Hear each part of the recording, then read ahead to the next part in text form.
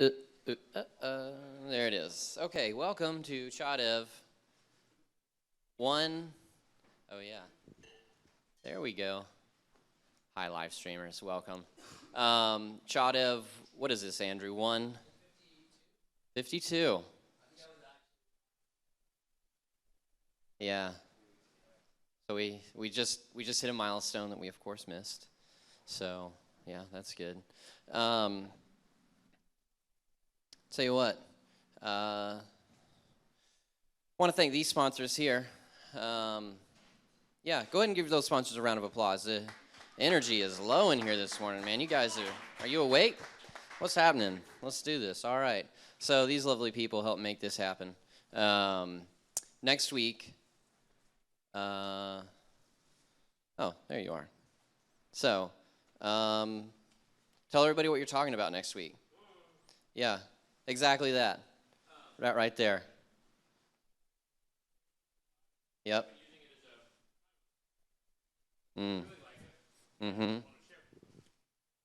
Sorry, Semantic UI, I've been using it a bit as a bootstrap replacement. Really simple to use, I like it. Thought it'd be worth sharing. All right. So, that's happening. Is there any other announcements that we need to go over? No, I don't think so. Okay. So our speaker today, Boyd Stevens. Boyd here.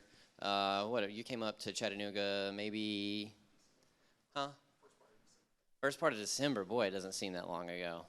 And we were introduced, and he was up here just kind of checking the scene out to take some of the kind of the ideas and maybe some of the energy that we have here.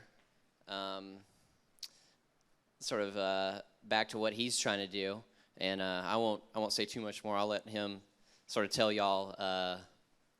Try not to steal his thunder, but tell y'all what he's got going on, and yeah. So give Boyd a round of applause. Give him a warm welcome. Thank you. Wise, I think the energy level may be reflective of those who show up for such subject matters of working at the command line. But my name is Boyd. I'm out of Montgomery, Alabama. And I guess for the lack of a better introduction, for the last 2.5, 3 years, we've been proactive in establishing more formally a tech startup community down in Montgomery. I've been there the last 22 years, all of which is my efforts and work has been in IT. For the last 15, I've been entrepreneurial. And Montgomery is somewhat of a unique spot, just as introductions. I don't know if we could switch the screen on. Yeah. It's somewhat unique in that there's a lot of talent there, a lot of IT talent. Most of it, though, or a lot of it, is primarily ingrained in the U.S. Air Force. What most people don't realize about Montgomery is that all the medical data for the entire military pipes back through there. The Air Force, what they call their BES, their Business Enterprise Systems. So what's equivalent to the Air Force's corporate networking and technology infrastructure is based there. And so I have been watching that for a number of years and wanting to try to bring all of that talent. We are the state capital, so all of the talent that's related to the IT infrastructure there, it's bringing all that together, and then entrepreneurs like myself. What we have been able to pull off in the last number of years is we now formally have a Code for America Brigade, and a rowdy bunch, to say the least. But what's really fascinating is in our downtown, not only is it the state capitol, not only is it the county seat, not only is our city hall located there, but we almost are in a year into establishing an internet exchange. And I don't know any internet working people here, any network side of the house folk. Well, that's the core of how the internet works, these peering rooms. And so in our base part of our downtown, we have an internet exchange, and we have a mayor and a city that's really they bought into the whole concept of open government and open data. So the long-term plan is to do a bang-up job through Code for America with that set of data and convince the county and have another set of data, but we really are trying to create a venue where our state legislative bodies can see how this works and get state buy-in all within the confines of downtown. What pays the bills is our firm, Netelesis. I founded it it was the second company I founded in 2007, 2008. The little appliance there is the jewel of the business. We are a network design firm. Our software development, though, revolves around that appliance. And you can pretty much determine our operating system of choice by our language of choice. We're big awk people, and we really like the corn shell primarily because you have the concept of co-processes, where you can do some neat things in terms of two-way communication between daemons. Just really, really, really neat, really neat. Before I get into the technical gooding, any Tmux users in here? I see one, two, okay, a few. In what capacity do you use it? So I'll kind of try to frame my conversation. Anyone? Okay, that's pretty traditional. That's good stuff. Any others? I saw, yes, sir. Yes, sir. Yeah, all of my terminals are managed. Okay, cool. I got you. And I saw another hand over here. Oh, yes, sir.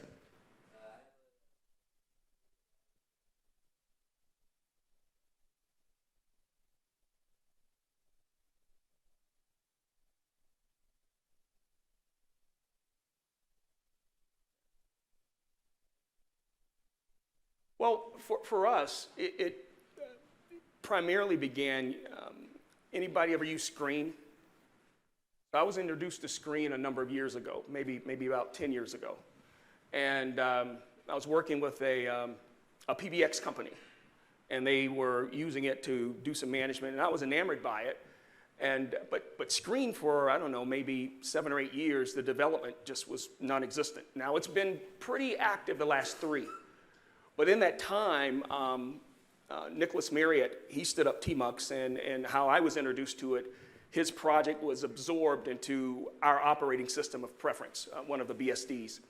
And I began using it, and initially it was in the operation space, using the terminals, being able to manage lots of terminals, being able to manage a lot of network gateways, being able to manage a lot of switches, and being able to keep those sessions live. But as we get into the discussion, you'll maybe see there's some other things that we do from time to time with that. I'm open to being dynamic. I was asking Wise, do we save some time at the end for questions? I said, if I may bore you for the next 25 to 30 minutes, but I'm open with a format. So with that said, with Tmux, the first thing, if you're new to it and you've never tried it, you really want to wrap your mind around the concept of a session, a window, and a pane. If you can get that in your mind, get it in there really well, it simplifies some of the more esoteric features of Tmux. Every summer I hang out with the guys with the Wireshark project, the Wireshark developers at SharkFest. And they oftentimes, traditionally, I'll have a talk during SharkFest where I talk about Tmux and Shark, or T-Shark, and TCP dump, and how all that kind of works together. And one of my friends, one of the developers, he critiques me, or he chastises me. Historically, he's chastised me because he says some people don't use a Unix derivative, they use Windows. Well, if you're running Windows 10, you can create a nice little environment where you kind of do that as well. So I can't wait for this summer where I can kind of come back with him, because we'll be doing a similar talk. But you want to get this concept down of session, windows, and panes. The reason I have the asterisk by the status bar is because that could be an hour talk all in and of itself. I remember when I was in university, I shared a workstation with a guy, and he was enamored with changing up the shell environment. So you come in one day, you have one color combination. You come in another day, you have another color combination. And so we won't really get into the particulars of the status bar, except we're reviewing a few parts and pieces. The Tmux command and how you can initiate it is very feature rich. As an example, what I'll do, this is just a regular shell terminal, and I'll launch a session. Now, not much changed except for you have a status bar at the bottom of the screen.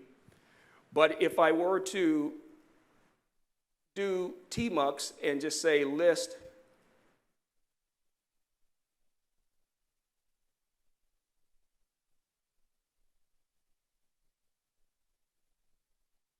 and I'll just use the scroll in the shell, you see how exhaustive this one little tool can be, the things that you can do.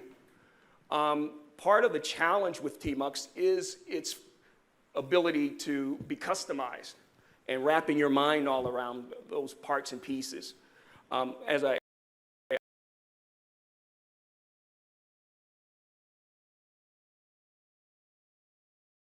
side of the house if you're open for that. So let's start up a Tmux session. When you're starting a new session, if you desire to name that session, you'd use the -S. Well, first you'd say Tmux new session. And it's like most commands, when there's enough characters to have, to remove ambiguity, you can stop typing. But just to be clear, and then you do a -S, and then we'll just name the session. So let's call it Cha Devs.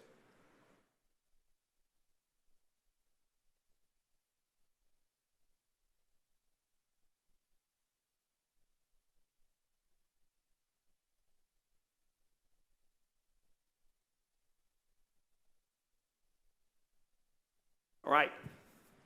Now, what you'll notice, it's kind of hard to see with our background light, but in the status bar in the left-hand corner, the status bar is really broken up into 3 sections. In the left side of the status bar, you actually have the name of the session, and it's in square brackets. Next to it is, if you want to think of Windows, so the session is an instance of Tmux running. So right now I'm running an instance of Tmux. Windows, think of it as you would tabs in a browser. So in Chrome here, I can go and create all of these different tabs. Well, in Tmux, I can create all of these different windows in a particular instance. And then think of panes as taking any one window and just chop it and block it, all right? So as an example, right now, I'm in the ChaDev session, and I have a single window up. The commands that I will cover, a lot of them are default, but all of that's customizable. You can bind all sorts of keys, all of those things. But what I'd like to do today is just show some of the development functionality and a lot of the operational side of the house. So I have a single session called ChaDevs, and I have that single instance, and I have a window running. If I want to come in and create as an additional window, I would do my prefix, which the default is a Control B and C, and now I have 2 windows. My active window is typically designated by an asterisk, whereas my previous window is designated by a dash. Now, if you were to catch me on a typical day, my Tmux session will probably look like something like this, and up here I'll be, secure shelled into something. And so what you're able to do within any given window is create multiple panes. So how you do that?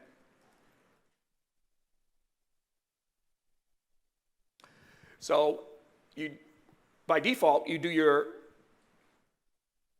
prefix, Control B, and if I wanted to separate this window horizontally, I would do a double quote.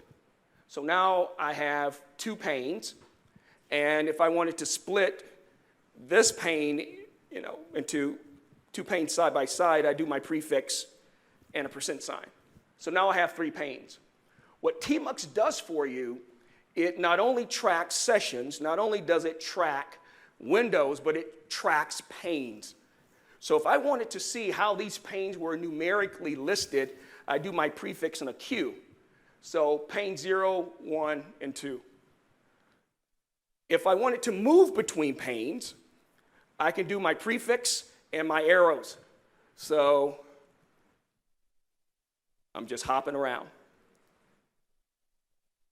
And in the interest of sticking with my script, which I rarely do, because it's too much fun, right? I can also, let's just create some text. I can also prefix in the letter O and rotate through my panes. Or I can prefix and a capital O,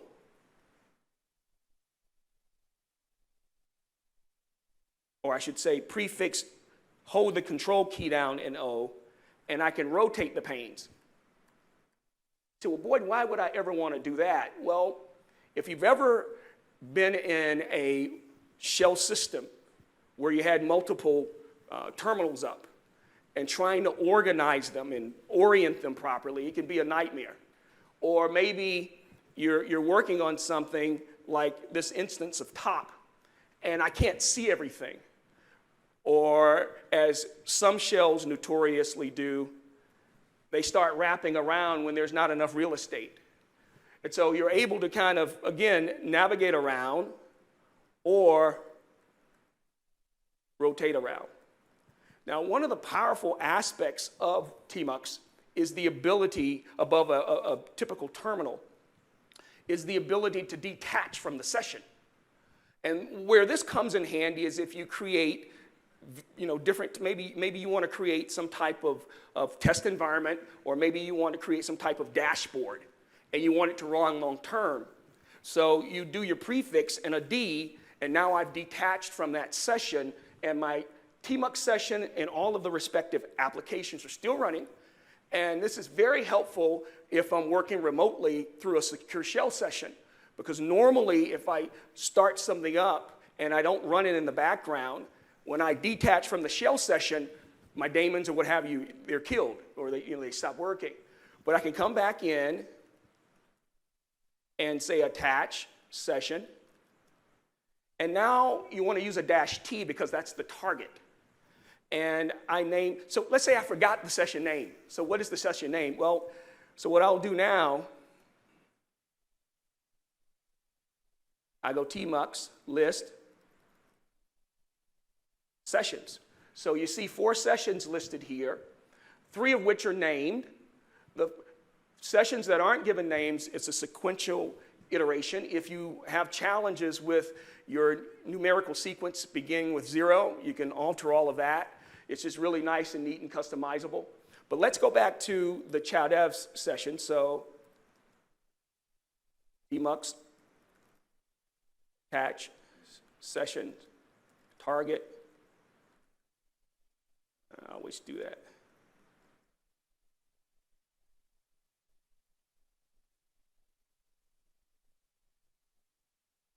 So now I'm back in the ChowDev session, running the respective windows, running the respective panes. Well, what if I want to kill a pane? So I'm in this, so not that this ever happens to any of you, but where we do a lot of work in Southwest Alabama, and the telco services there are challenging, to say the least. And so it's not unheard of we being in a remote session and it locking up on us. And the secure shell server on the other end not responding to any of the let me out, let me out, let me out. Normally, when you're in a terminal, you'd have to kill the terminal. The power here with the panes and the window and session concept within Tmux, if that session were to freeze up on me, I can just prefix X, and it will ask me, do I want to kill pane number 2? If I say yes, pane number 2, he's been destroyed.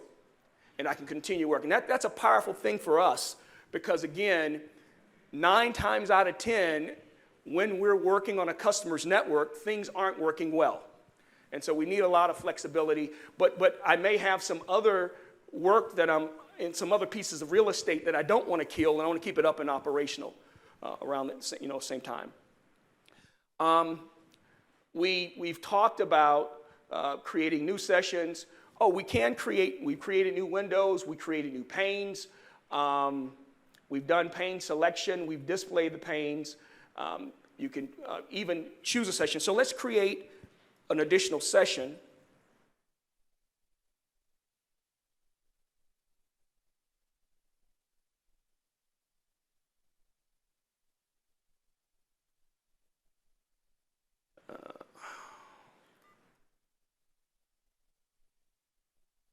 And let's just say,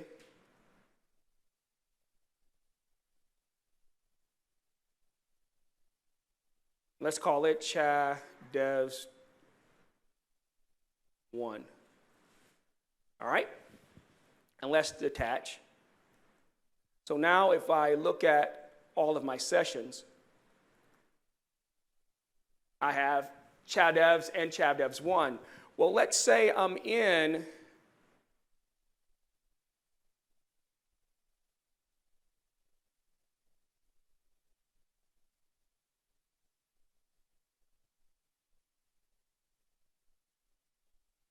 Cha Devs.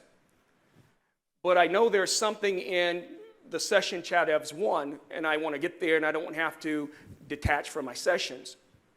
I can come in and do a couple of things. I can either in a Tmux instance do a prefix S, and in the pane it brings up all of the sessions, and I can toggle through those.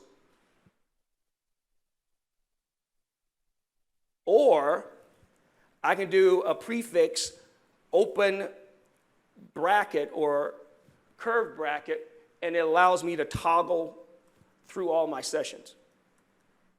And I can go forwards and backwards.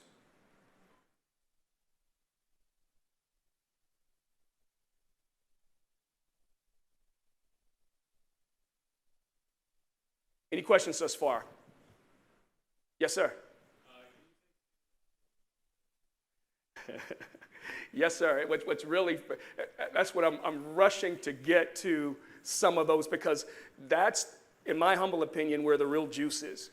Not only piping sessions from one session to another, but being able to pipe from one window to another, from a window in one session to a window in another session, or being able to pipe from a pane in a window in one session to a pane in the window in another section. That's where the real juice comes in.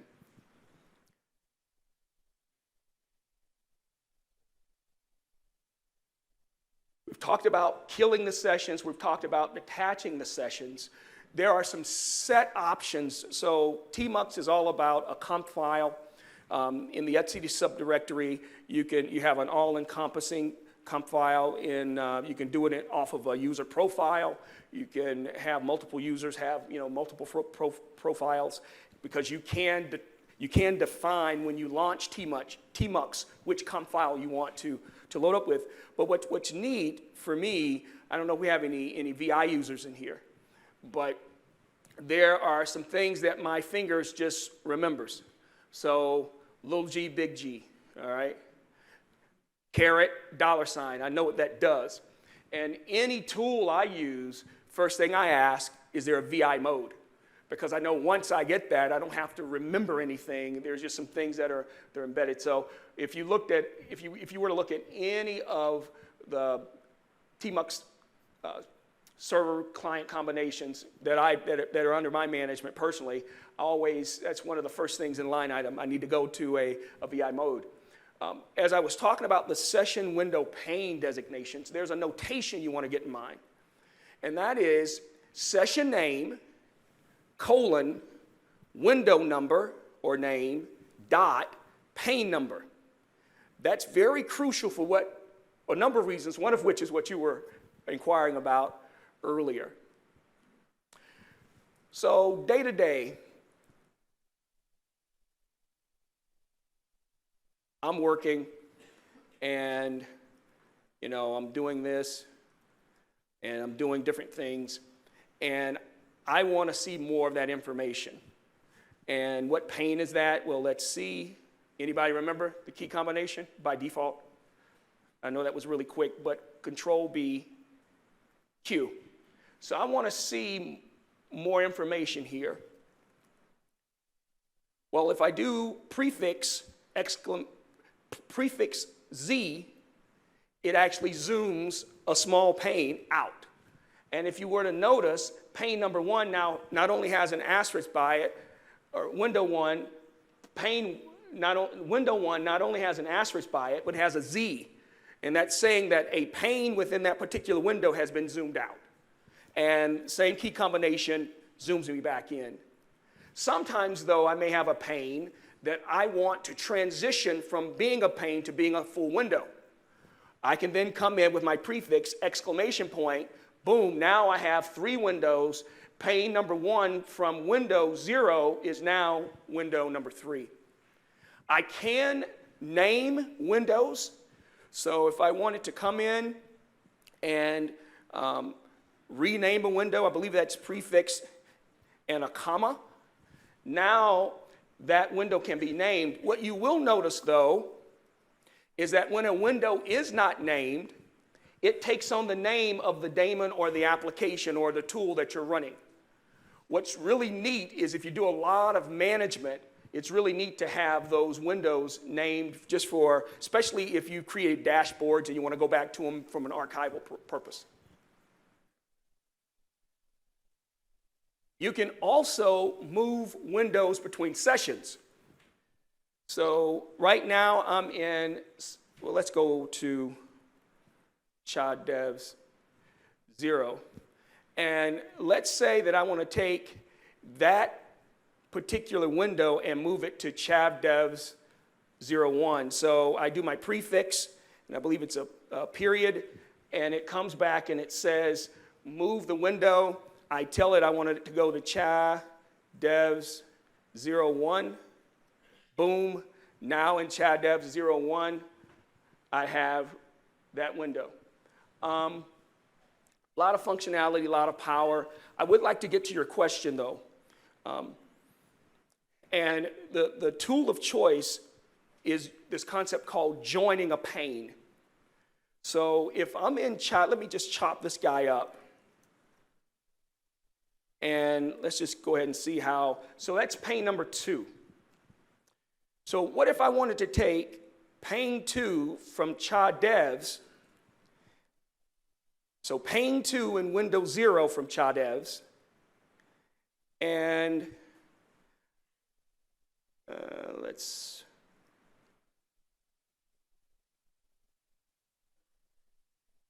I want to add it to window 1 of Chad Devs 01.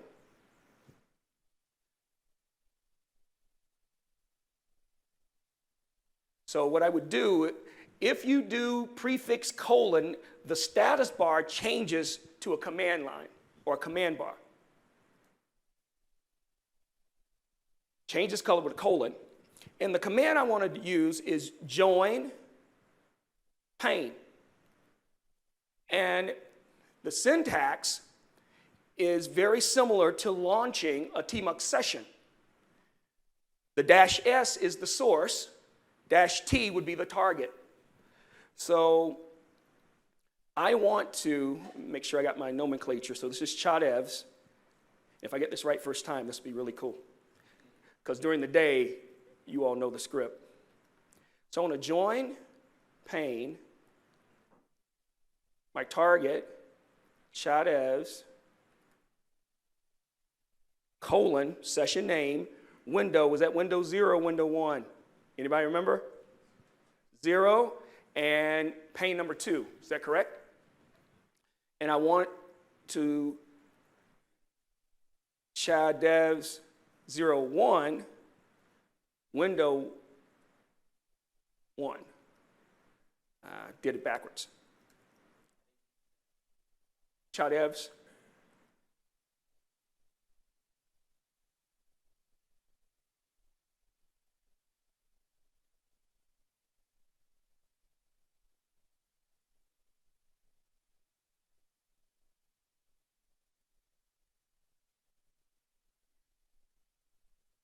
Chatevs. You can always go back and find, right? So Chatev 01, window 1. Chatev 0, window 0, pane 2. All right.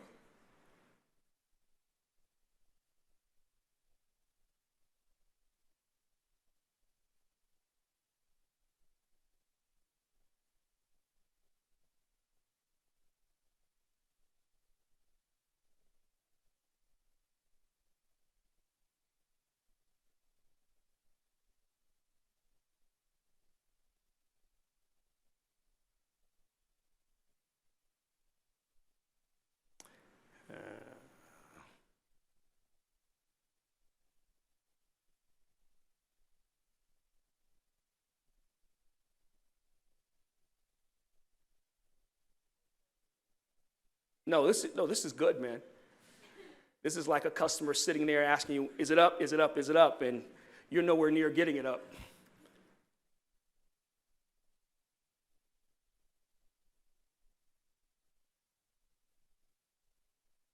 All right, so what we did,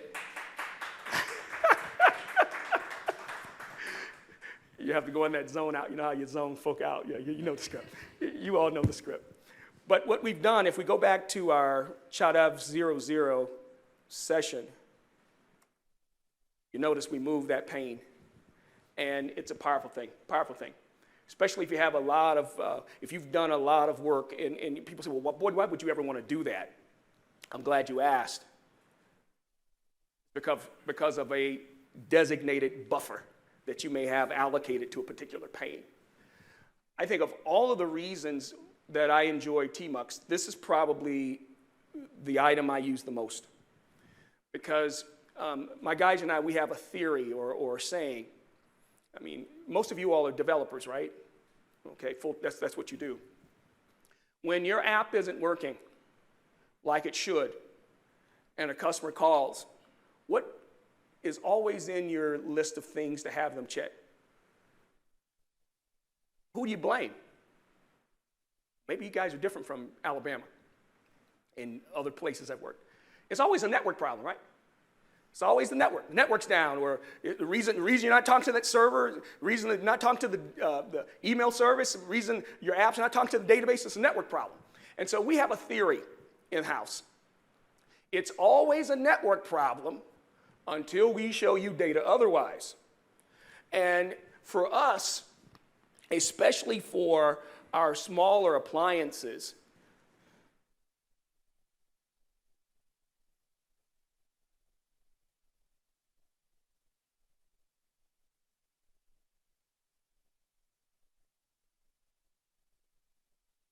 this is what the data is going to look like. Especially, so what I'm doing now, I'm snagging packets off of the wireless network that I'm transmitting data through. And so it's always a network problem until I bring some data back to you.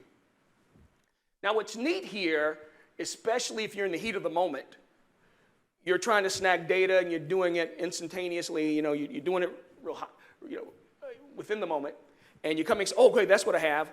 Now I have a lot of data that scrolled off the screen. And how do I present that to the customer? Well, within Tmux, that's where your text buffers come in play. What's powerful about the Tmux text buffers is that you can have multiple buffers across all sessions, and the buffer queue is global. So I could have 10 sessions working and be mixing and matching buffers, and I have access to that data from any buffer, from any session, within any window, with any pane. What's neat about the buffer concept in Tmux is that buffer size is adjustable. So if you have systems with lots of memory that to spare, You can make the buffers as large as you want. Now, obviously, there's this diminishing return, right? But let's just say I needed to go back and look at some of that data. So I do my prefix and I do open square bracket. You'll notice in the upper left-hand corner, it shows me that I'm on line 0 within that particular pane. I'm on line 0 of 542 lines. And if you all recall, I shared with you that with any tool, one of the first things I look for is a V mode or VI mode. Why? Because now I can move around and I don't have to remember how to do so. I can go to the top of the buffer with a small g. I can go to the end of the buffer with a large G. But the power here is being able to copy and paste. Well, let's say I find the data within this buffer that I want to start my copy. I place my cursor there. I hit my space bar. I choose my data, and I hit enter. That data now has been copied to a particular buffer that's global to all Tmux sessions. If I were to come and want to paste that data, I go to my designated pane, I do a prefix, I do a close square bracket, and there's all my data. Now, where that really comes in play, if I wanted to come in and look at all buffers that have been saved across all sessions and all windows, I do a a prefix equal sign, and let's just zoom this out. So here are all the buffers that I've saved, and what's really neat here is I can now paste those buffers by buffer name through a Tmux command. This has saved my guys and I so much time when trying to snag trace files, when trying to snag flow analysis files, when we have code that we're trying to move from one device to another. It's not too hard to imagine if you're configuring up, 10, 15 gateways, and you want to use that same, primarily by and large, that same firewall config, being able to copy to a buffer, paste it sequentially, and go that route. Any questions here? So I'm going to, yes, sir.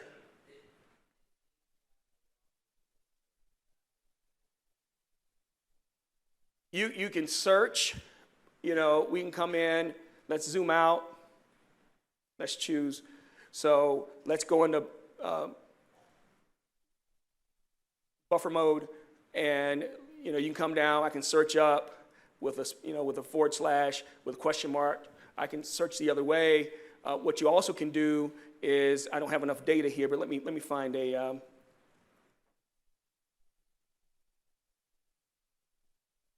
You also can, page up.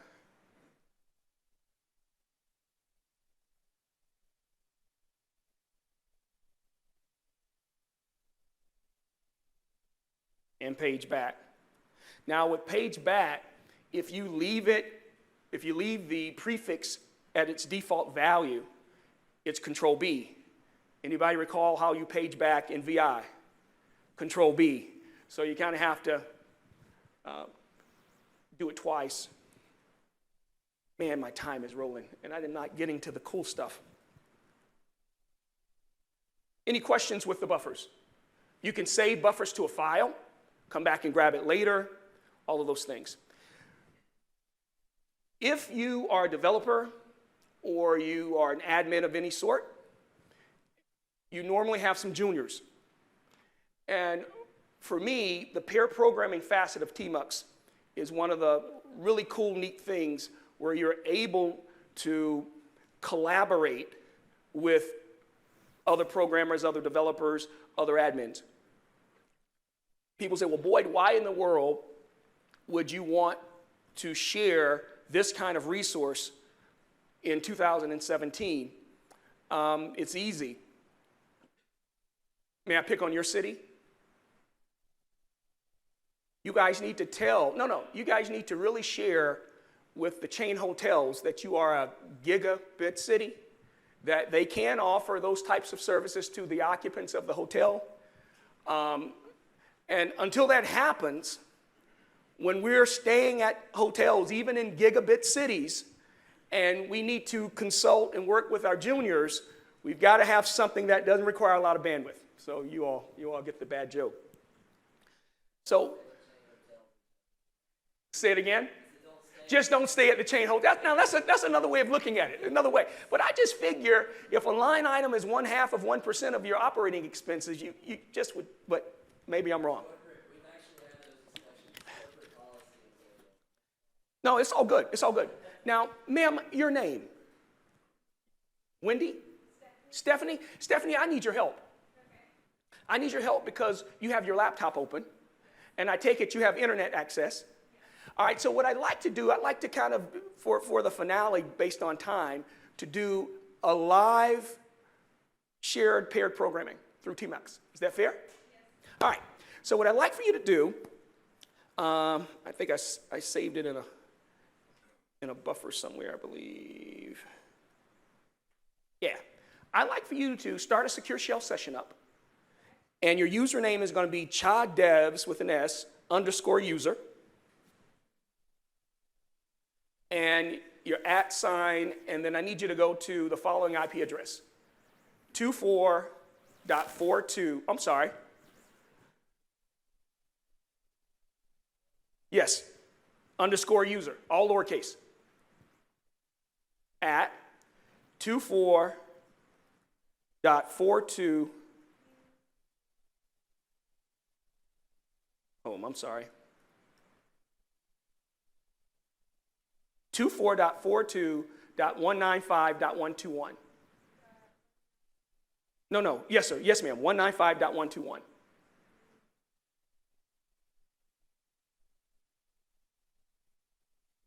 And it should ask you to, if the key is legit, and it should ask you for a password.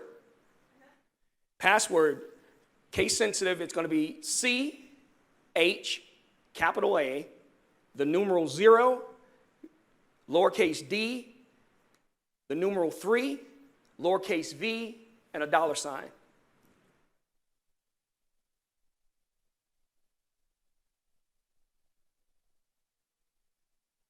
Yes, ma'am. That's cool. That's cool.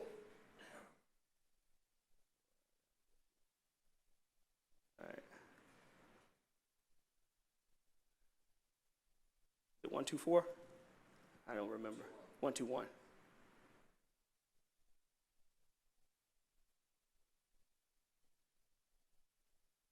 All right, so we're both in the same machine. All right, what we'd like to do very quickly, in the interest of time, I'm going to start a new Tmux session, and I want you to join it. Okay, is that fair? No, ma'am, no, ma'am. So what I'm going to do remotely, I'm going to Tmux, new session, --. All right, now I want you to go Tmux, and I want you to do a new session, new dash session.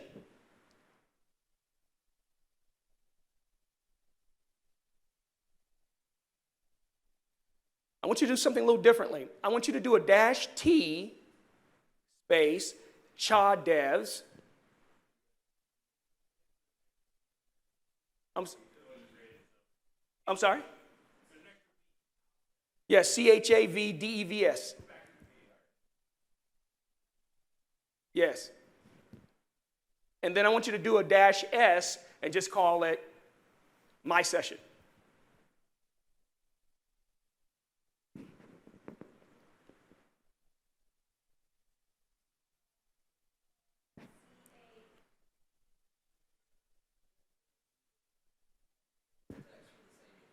No, sir. So you're in CHAVDEVS, all right? And then space -S, and then just my session. Space my session? Yes, ma'am.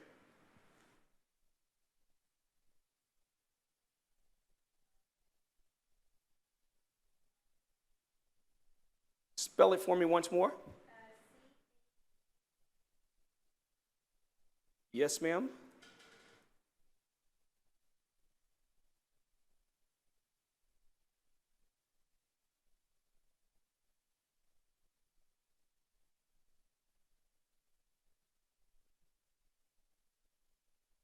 All right, let's make sure you're in.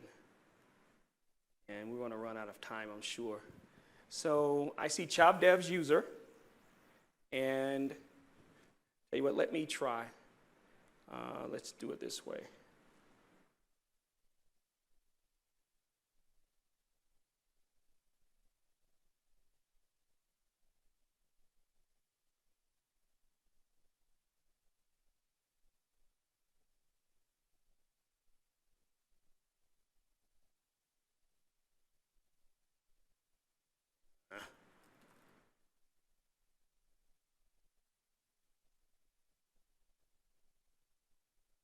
Applying a little pressure.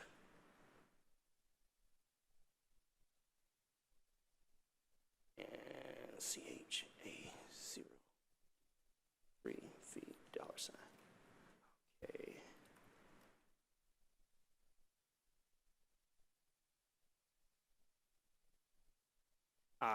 I told you a new session, did I not? Yeah. That's my knuckleheaded, but let me just make sure.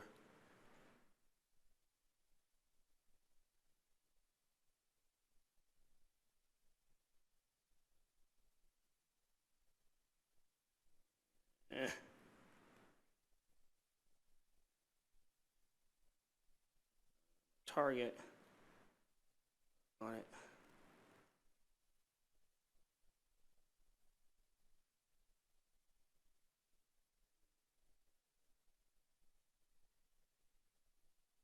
Yeah, what I wanted to do, if she comes in that way, I won't get to show what I want to show, but I'm not being able to show it anyway, right? So,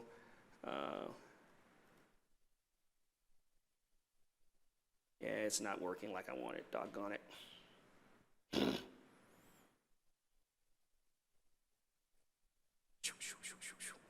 Well, what I wanted to show, if you would, go ahead and just do a my session into ChavDev,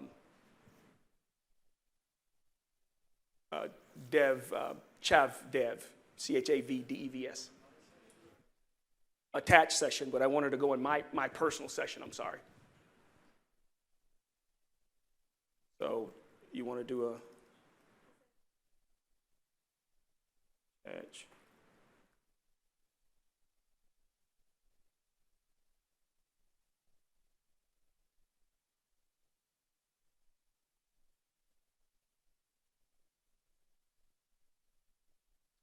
I know the problem. I didn't give your user certain rights. I'm sorry. So, yeah, I just created that user 5 minutes before. That's on me. So that's why you can't see the search. No, that's what I'm saying. That user doesn't have the rights to access the full-fledged. I didn't give ChavDevs certain rights on a user just to kind of keep them sandboxed. So that's on me. Forgive me. But what one can do, as you see, you can have multiple people log into a single ChavDev or single Tmux session. What you have to keep in mind is when you're trying, because right now I'm in a session local, but I'm also in a session remote. To send the command to the remote session, you do the prefix twice.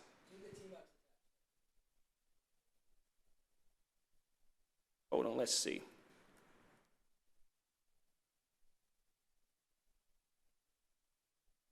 Yeah, see, my secure shell session is gone. Yeah, it's dead.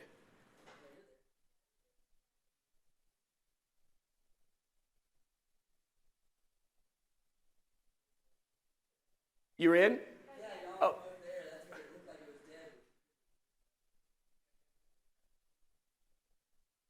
To detach it?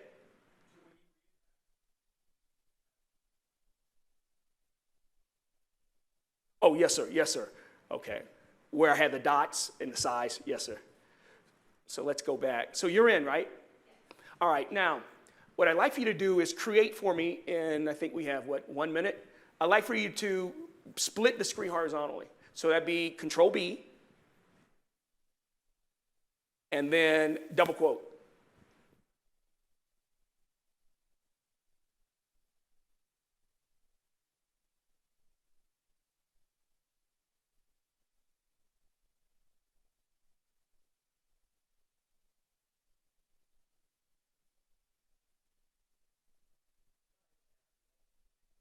No, I'm in here.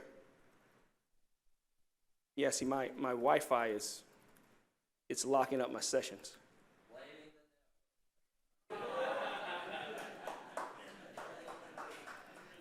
So maybe that's why we weren't seeing it. My sessions are locked up because I can't type right now. Yeah, it's all good. It's all good. Let's see.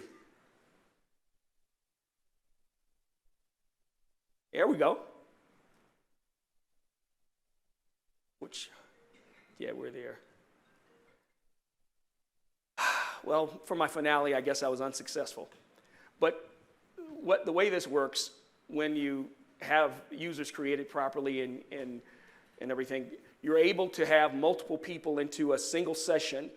And the reason I was adamant about having her join the session in that particular way is it gave her freedom to go and create windows and sessions outside of the windows and sessions that I create. If you go in the way that we were suggesting, or that was suggested, then whenever I changed a pane, she'd have to change a pane.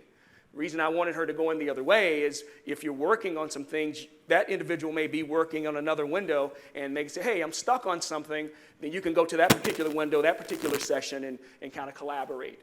The final thing, which I'm not gonna have time to get into, but what's really neat is the pipe pane. If you've ever used any Unix derivative, you're familiar with the script command, and for the most part, it records everything that you do. Well, pipe pane gives you that capability in any given pane. We're working on a project right now where, for auditing purposes, having users or staff log into machines, and a part of the logins into the machine and the Tmux session generates, they are relegated to a particular pane, and you're piping everything they do. Where we're interested in that is things sometimes get misconfigured, or maybe scripts get started that shouldn't have been, and nobody did it. Well, if you take that data coming out of that pane and you're sending it off somewhere and archiving it, then you can correlate that with login times and get some really neat things going on. I appreciate you guys. I'm disappointed I didn't get that guy working like I wanted. My shell scripts froze up on me, but any questions or comments before we conclude?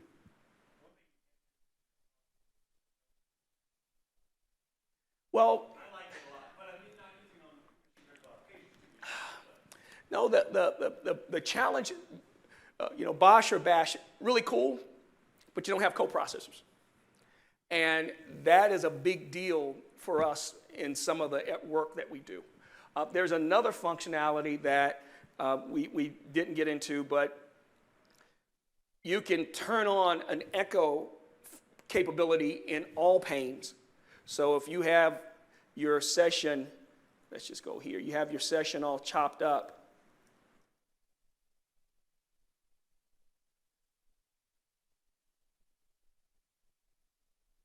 you can then turn on the echo capability, and whatever you type in one pane, it's echo to all panes. Where we find that helpful is if you're in, let's say you have a particular switch model, and you're doing an upgrade on 20 switches, just one session, and you're able to accomplish everything you need to accomplish.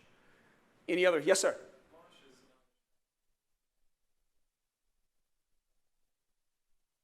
I thought you said mosh. I thought you were doing a funny bosh. I've never used mosh.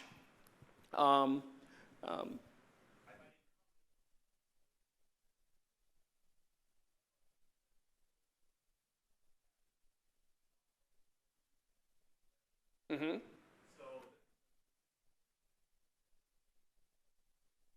And what's this? What's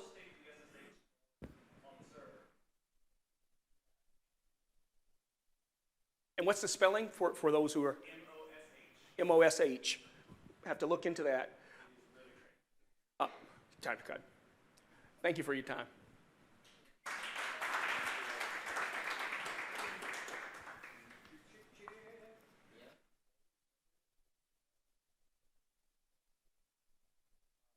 Thank you guys for coming. Come back next week, and we'll see you then. Appreciate it.